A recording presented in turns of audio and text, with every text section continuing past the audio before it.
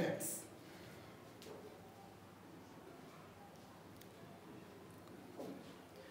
Hi friends, तो आज हम लोग शुरू करने वाले हैं क्लास 8 एसएसटी संसाधन एवं विकास। ठीक है, और ये चैप्टर है 4 कृषि, चौथा चैप्टर है कृषि। ठीक है, और बहुत ही अच्छा, देखो मैं प्रश्न उत्तर इसमें करवाते रहता हूँ। ठीक है, तो देखो इसमें 9 करवा चुका हूँ और ये 10 नंबर से। देखो प्राथमिक क्रियाएं और तृतीय क्रिया में अंतर लिखिए, यानी प्राथमिक क्रिया क्या है और तृतीय क्रिया क्या है, तो उसमें बोलता है अंतर लिखने के लिए। देखो प्राथमिक क्रिया, इन क्रियाओं का संबंध प्राकृतिक, दो बार लिखा गया है कोई बात नहीं, प्राकृतिक संसाधनों के उत्पादन और निष्कर्षण से होता है, जैसे कृषि, मत्स्य, वानिकी आदि। ठीक है, बोलता है प्राथमिक क्रिया किसको कहते हैं, तो ऐसी क्रिया जिसका संबंध प्राकृतिक संसाधनों के उत्पादन से हो। ठीक है, यानी प्राकृतिक संसाधन के उत्पादन से जितने भी रिलेटेड कार्य होंगे वो सारे के सारे प्राकृतिक क्रियाएं कहलाएंगी। जैसे देखो फसल उगाना, कृषि करना यानी फसल उगाना या खेती बाड़ी करना, ये सब के सब प्राकृतिक से ही रिलेटेड है। ठीक है, तो ये सब के सब क्या हो जाएगा, प्राथमिक क्रिया। ठीक है, प्राथमिक क्रिया हो जाएगा। और इसी में मत्स्य, मछली पालन, ठीक है, पशुपालन, ठीक है, ये सब के सब प्राथमिक क्रिया है। हाँ ठीक है, अब है तृतीय क्रिया क्या है, तो इन क्रियाओं का संबंध प्राथमिक और द्वितीय क्रियाओं के सेवा कार्यों द्वारा सहयोग प्रदान करना है।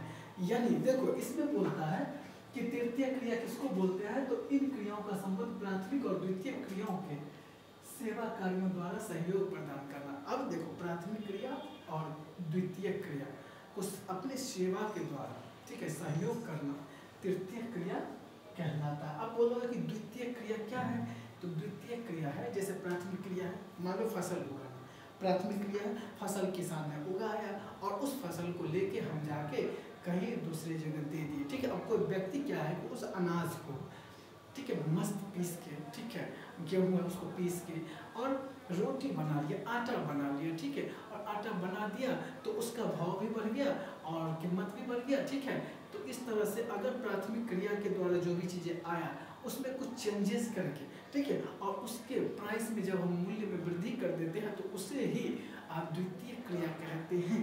ठीक है, तो द्वितीय क्रिया करने वाले व्यक्ति हैं जो, और वो प्राथमिक क्रिया जो कृषि से रिलेटेड कार्य करते हैं, पशुपालन करते हैं, उन सबको, ठीक है, उन सबको क्या करना है कि सेवा कार्य द्वारा सहयोग देना है। ठीक है, तो उसे ही हम बोलते हैं तृतीय क्रिया।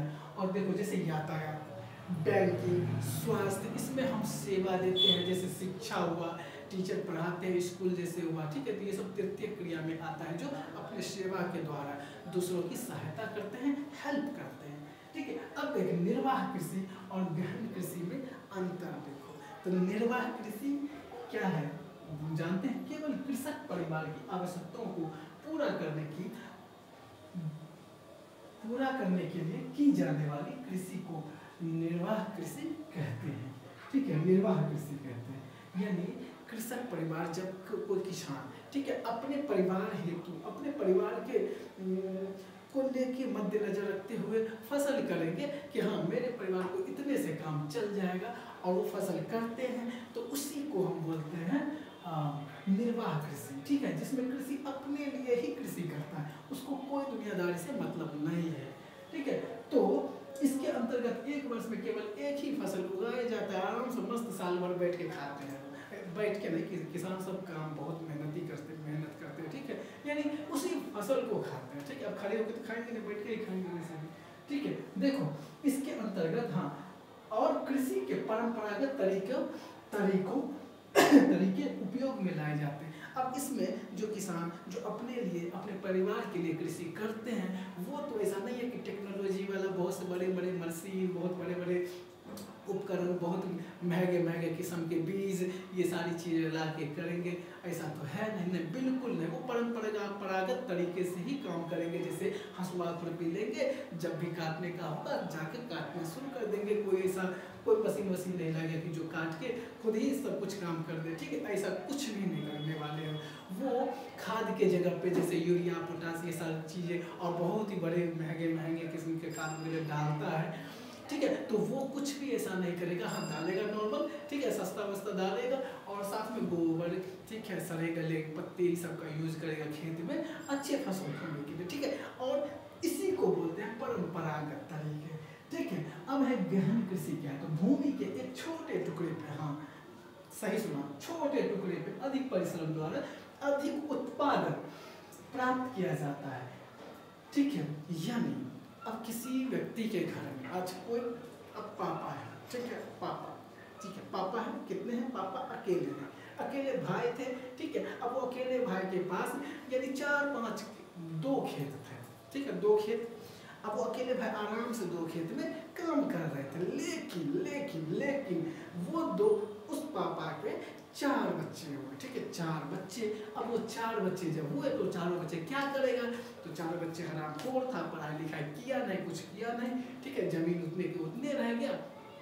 और वो चारों बच्चे उसी जमीन को 4 भाग में बांट दिया, ठीक है। अब 4 भाग में बांट दिया तो वो टुकड़ा जो है छोटे छोटे टुकड़ा सबको मिला। अब छोटे छोटे टुकड़ा मिला, लेकिन जीवन यापन तो करना है, तो उसी छोटे टुकड़े में कैसे जीवन यापन करेगा, तो बहुत ज़्यादा मेहनत लगाना पड़ेगा, बहुत ज़्यादा पैसे लगाना पड़ेगा, ताकि उसको अच्छा से अच्छा फसल हो सके और वो काम चल सके। तो वो क्या करेगा, भूमि के छोटे टुकड़े पे ही अधिक परिश्रम और अधिक उत्पादन प्राप्त करेगा, ठीक है। हाँ छोटे टुकड़े पे यानी कीमती महंगे बीज डालेगा, उसमें खाद वगैरह डालेगा कि फसल अच्छा से अच्छा हो, खूब मेहनत करेगा। उसके बाद जो है वो फसल उगाएगा, तो उसी फसल को बोलते हैं गहन कृषि, जिसमें बहुत मेहनत है छोटे टुकड़े पे, ठीक है। हाँ अब है इसके अंतर्गत 1 वर्ष में 1 से अधिक फसलें उगाई जाती है। और वो क्या करेगा कि चाहेगा कि 1 साल में 1 से ज़्यादा फसलें हों, ठीक है। और इसमें प्रति इकाई पूंजी और श्रम की मात्रा अधिक होती है, और इसमें सही में बहुत ज़्यादा श्रम, बहुत ज़्यादा पूंजी लगता है, ठीक है। तो ये बहुत ही अच्छा, इसको लोग समझ गया होगा कि संसाधन एवं विकास चैप्टर का ये 2 ही क्वेश्चन में समझाया हूँ, लेकिन देख 4 इसमें क्वेश्चन है, ठीक है। प्राथमिक क्रिया, ठीक है, तृतीय क्रिया, मैं द्वितीय क्रिया भी समझा चुका हूँ, निर्वाह कृषि और गहन कृषि। तो बच्चों इन सबको अच्छा से पढ़ना है। टाटा बाय बाय, सी यू। और कमेंट बॉक्स में कमेंट करना है कि इस सब में से अच्छा कौन सा टॉपिक